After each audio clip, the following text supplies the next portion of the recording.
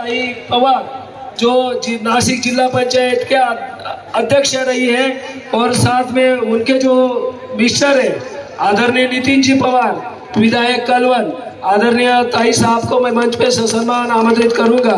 वो हमारे 32वें सम्मेलन के लिए शुभेच्छा देने हेतु आए हैं। आप तालियों के गड़गड़ाहट से ताई साहब का स्वागत सम्मान करें। आदरणीय जय श्री ताई जी।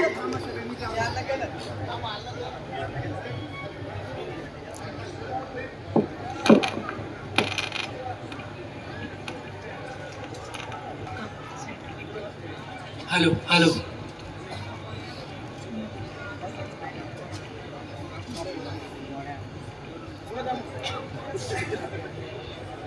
आज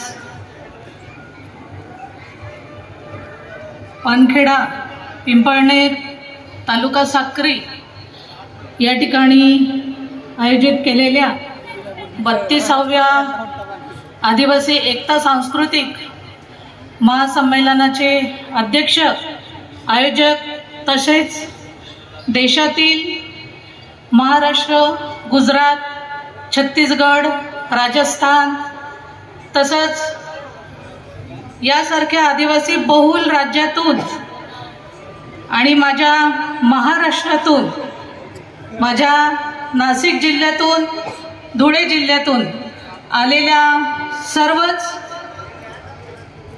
आमदार, खासदार, MLA, लोकप्रतिनिधी आणि माझ्या आदिवासी बंधूंना आणि भगिनींना मी या 32व्या आदिवासी संमेलनाच्या मनापासून पहिल्यांदा शुभेच्छा देते। आणि मी स्वतः धुळे जिल्ह्यातील असल्यामुळे मी माझ्या मातृभूमीमध्ये आणि माझ्या मातृभूमीत मी सगळ्यांचे या ठिकाणी मनापासून स्वागत करते। खरोखर या ठिकाणी येताना मला जेव्हा आमंत्रण मिळालं, कळवण सुरगाणा मतदारसंघाचे आमदार नितीनजी पवार साहेब यांना जेव्हा संघटनेच्या वतीने आमंत्रण दिलं गेलं, तेव्हा खरोखर आम्हाला दोघांनाही मनापासून आनंद झाला की नाही, समाज म्हणून आणि कुठेतरी समाजाला पुढे नेण्यासाठी आज सगळ्यांनी सोबत येण्याची गरज आहे आणि सगळ्यांना एकत्र येऊन हे जे महासंमेलन या ठिकाणी होतंय आणि हे कुठेतरी चांगलं व्यासपीठ आहे विचारांची देवाणघेवाण करण्यासाठी आणि आपल्या आदिवासींची एकजूट दाखवण्याच्यासाठी आणि समाजाला पुढे नेण्यासाठी। मी नक्कीच या ठिकाणी बऱ्याच राज्यातून, देशातून लोक आले, पण आज हे माझ्या मायभूमीमध्ये कार्यक्रम असल्यामुळे मी माझं कर्तव्य समजते की मी माझ्या मायबोलीतूनच बोलावं, म्हणून मी मराठीतून भाषण करते। या ठिकाणी खरं तर हे सगळं मला या ठिकाणी बोलण्याच्या आयोजकांनी संधी दिली। मी तुमचंही मनापासून या ठिकाणी मनापासून आभार मानते आणि तुम्हाला या कार्यक्रम खूप चांगल्या पद्धतीने तुम्ही घडवून आणला, म्हणून मी तुम्हाला कार्यक्रमाच्याही या ठिकाणी शुभेच्छा देते। खरोखर हे सगळं करत असताना मला असं वाटतं की आपला आदिवासी समाज जो आहे हा कुठेतरी खूप मागे राहिलेला आहे आणि हे सगळं आपल्या समाजाला बाकीच्या लोकांच्या सोबत आणि आपलं जग कुठे चाललंय 21व्या शतकाकडे आणि त्या जगाच्या सोबत चालण्यासाठी तुमच्या आमच्या सगळ्यांची एकत्र येऊन समाजाला पुढे नेण्याची गरज आहे। आणि हे संमेलन खरोखर आज या ठिकाणी ही जी काही गर्दी आहे, मला येताना 1 तास लागला या ठिकाणी, मला आनंद झाला की अरे न सांगता या ठिकाणी आपला समाज बांधव चांगल्या पद्धतीने जर एकत्र येतो तर आपला समाज पुढे नेण्यासाठी का नाही प्रयत्न करणार।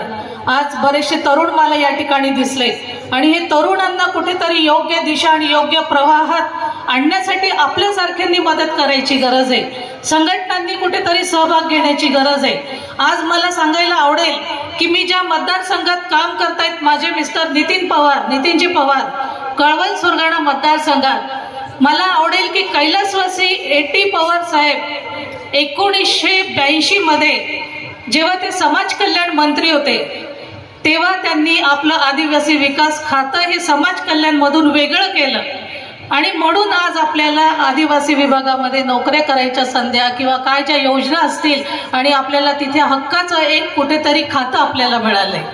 नक्कीच तेव्हा ते 1982 साली समाज कल्याण विभागातून वेगळं केलं गेलं आणि हे सगळं करत असताना हे सगळं त्यांचीच प्रेरणा घेऊन आज कळवण सुरगाणा तालुक्याचे आमदार जे आहेत नितीनजी पवार साहेब हे पण विकासाची कामं करतायत. विकासाची कामं करत असताना आपण ज्या मतदारसंघातून राखीव मतदारसंघातून जेव्हा आपण निवडून येतो त्यावेळेस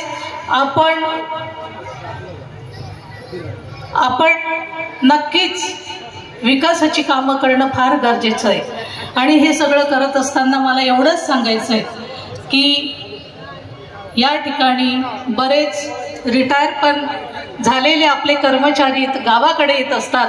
त्यांनी आपल्या तरुण युवकांना कुठेतरी चांगलं मार्गदर्शन करणं हे फार गरजेचं आहे.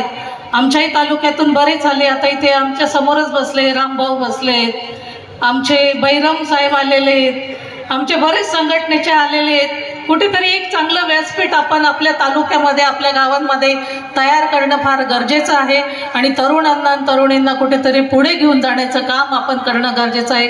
मी या ठिकाणी जास्त वेळ घेणार नाही. बऱ्याच लोकांना बऱ्याच मान्यवरांना या ठिकाणी बोलायचं आहे आणि मी परत या ठिकाणी या तुम्हाला सगळ्यांना कळवण सुरगाण्याचे आमदार नितीन भाऊ पवार आणि माझ्या पवार परिवाराकडनं सगळ्यांना शुभेच्छा देते. आपको सबको शुभकामनाएं देती हूँ और यहाँ पे जो भी सब आए हैं उनको मैं सबका स्वागत करती हूँ और मेरा यहाँ पे भाषण समाप्त करती हूँ. जय हिंद, जय भारत, जय महाराष्ट्र, जय जौहर, जय आदिवासी.